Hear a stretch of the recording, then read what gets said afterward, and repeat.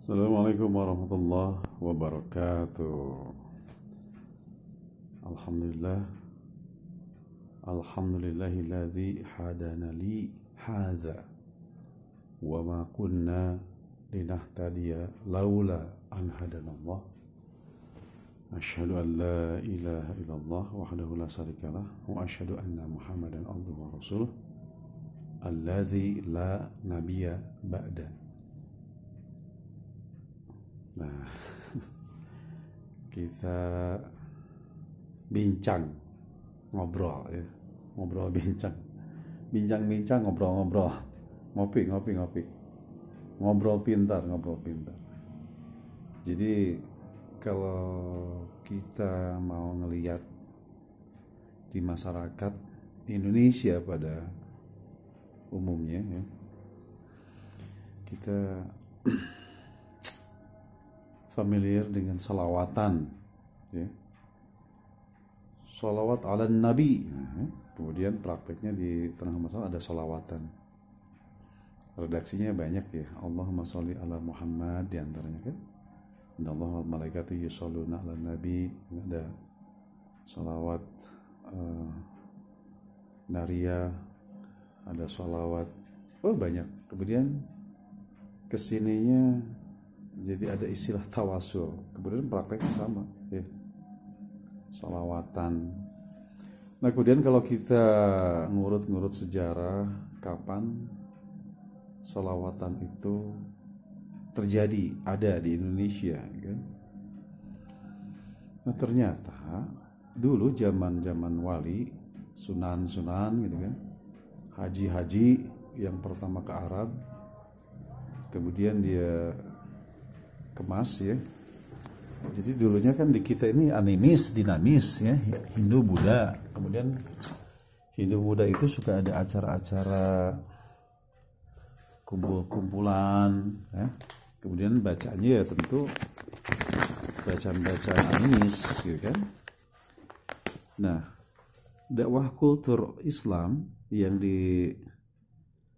dilakoni oleh para Sunan gitu kan, Sunan Kalijaga dulu kan, Sunan Bonang, Sunan Ampel ya. Awal-awal Islam di Indonesia sebutlah begitu ya. Nah mereka ini punya dakwah kultur. Bagaimana caranya kalimat-kalimat tauhid itu, kalimat-kalimat thayyibah itu membumi di Nusantara ini. Jadi ini jeniusnya orang-orang dulu, pinternya orang-orang dulu mensiasati bagaimana caranya Islam membumi di Nusantara ini, di bumi Nusantara ini. Ya, jadi seperti hari pertama kematian, kedua, ketiga, keempat, kelima, keenam, ketujuh kan. Ya ketimbang bacaan dari animis, dinamis, Hindu Buddha segala macam,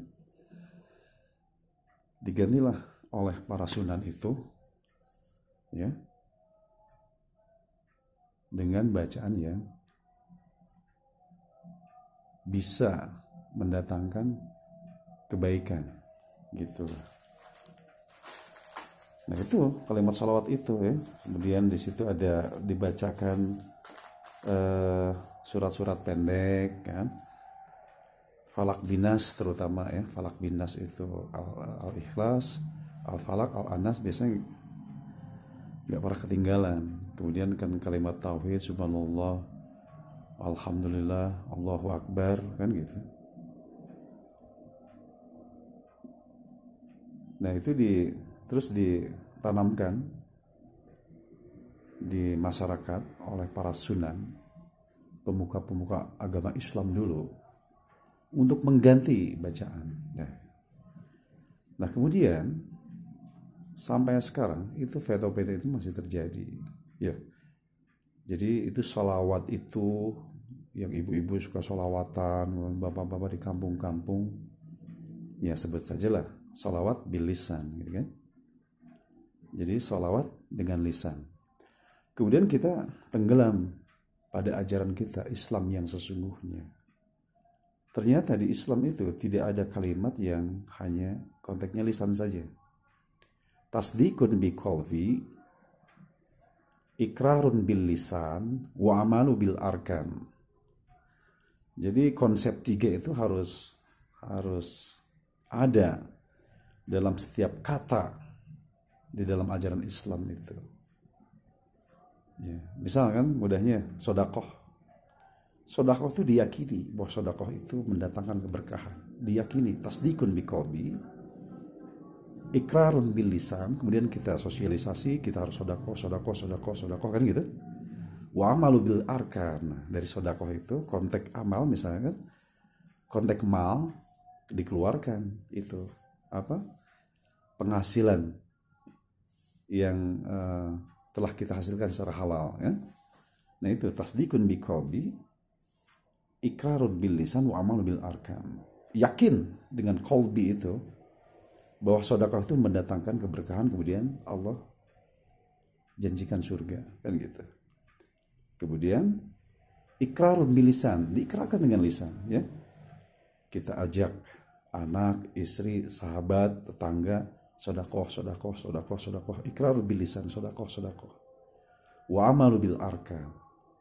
Wabil khusus nanti ya, sedekah itu global sesungguhnya. Belum bil khusus nanti dalam konteks mal kita keluarkan itu sedekah dalam bentuk zakat, infak kan gitu. Hibah, wakaf, apa itu? Wa amalu bil arkan. Dipraktekkan gitu. Nah, kembali ke konteks tadi. Sholawat. Ma makna sholawat di dalam Al-Qur'an. Nah, kemudian kalau lihat urutan sholawat, sholat yusilu sholawatan. Sholat yusilu sholawatan. Kan gitu. Jadi artinya ada hubungan.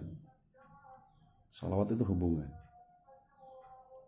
Ada sholawat dalam konteks horizontal, hablum minan nas. Ada sholawat dalam konteks vertikal kepada Allah. Hablum minallah gitu kan. Nah, sebut sajalah di masyarakat itu yang selalu ada kalimat sholawat, biarkanlah itu jadi tetap bergema di situ kalimat thayyibah. Ya. Namun kita dituntut untuk supaya mengerti dengan sholawat itu sendiri. Ada satu ayat yang ini mencerahkan kita dalam konteks sholawatnya. Satu ayat dalam Al-Quran. Ya, cari aja lah ayatnya. Ya, cari aja ayatnya. Ayat di dalam Al-Quran. Ada itu. Kemudian kita itu kan harus mengerti dengan apa makna sholat itu. Auzubillahi minasyaitonirrajim. Innallaha wal malaikatu yusholluna 'alan nabi. Ya ayyuhalladzina amanu shollu 'alaihi wa sallimu taslima. Nah gitu. Innallaha, sesungguhnya Allah, wal malaikat, dan malaikat, yusholluna 'alan nabi, menghubungi nabi dalam konteks wahyu. Jadi Allah menitipkan wahyu kepada malaikat, dan malaikat menyampaikan wahyu kepada Nabi Muhammad. Itu yusholluna 'alan nabi. Ya. Jadi salawatnya Allah dan malaikat kepada nabi itu dalam konteks wahyu. Ya ayyuhalladzina amanu, hai orang-orang yang beriman, shollu, hubungi nabi, alaihi wasallimu taslima. Dengan begitu insya Allah kamu akan selamat, taslim, selamat dunia akhirat ya. Nah, jadi makna salawat itu adalah menghubungi ajaran nabi. Jadi innallaha, sesungguhnya Allah, wal malaikat, dan malaikat, yusholluna 'ala nabi, menghubungi nabi dalam konteks wahyu.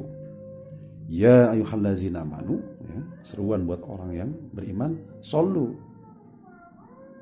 alaihi wasallimut taslima. Hai orang-orang beriman, shollu, hubungi nabi, alaihi wasallimut taslima. Dengan begitu kamu akan selamat ya, dunia akhirat.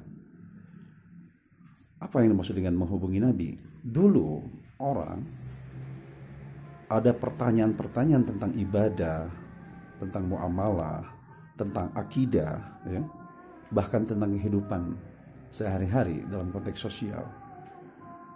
waktu nabinya masih ada, ya tinggal mendatangi Nabi. Wahai Nabi, nah, bla bla bla, bertanya, selesai. Nabi menjelaskan. Wahai Nabi, sholat itu bagaimana? Nabi menjelaskan. Wahai Nabi, saum itu seperti apa? Nabi menjelaskan. Ya kan gitu. Wahai Nabi, Allah itu di mana? Fa'inallah. Kan gitu. Allah ahad fis sama, mawjudun alal arsy istawa. Jadi seluruhnya orang yang banyak pertanyaan tentang kehidupan, terutama tentang negeri akhirat, tentang ibadah, tinggal mendatangi Nabi. Nah itu adalah konteks salat yang sesungguhnya. Sekarang nabinya nggak ada. Nabinya tidak ada sekarang. Sudah meninggal 1441 tahun yang lalu. Bagaimana cara bersolawatnya kepada Nabi? Yaitu menghubungi ajaran Nabi Muhammad, yaitu Quran dan Sunnah. Rasul sudah mengatakan ya, bahwa aku wariskan dua perkara, kitabullah wa sunnatur rasul. Gitu. Nah, ketika kita mau bersolawat dalam kehidupan ini, artinya kita hidup dengan way of life yang diajarkan oleh Nabi, yaitu Quran Sunnah. Ketika kita belajar Al-Quran dan belajar Sunnah, disitulah makna sesungguhnya sholawat. Dan apapun yang dipelajari di dalam kitabullah dan sunnatur rasulih, itu menjadi watak kita sehari-hari. Ya, kita jalankan itu kitabullah dan sunnatur rasulih, disitulah makna sholawat yang sesungguhnya. Ya, pantas di ujungnya, Shallu alaihi wassallimu taslima. Dengan kamu bersolawat kepada Rasul, dengan kamu terus belajar tentang Quran dan Sunnah, mengerti dengan Quran dan Sunnah, alaihi wassallimu taslima, insya Allah kamu akan selamat dunia akhirat. Nah gitu. Nah itu makna sholawat. Ya. Demikian makna dari sholawat. Barakallahu li walakum. Assalamualaikum warahmatullahi wabarakatuh.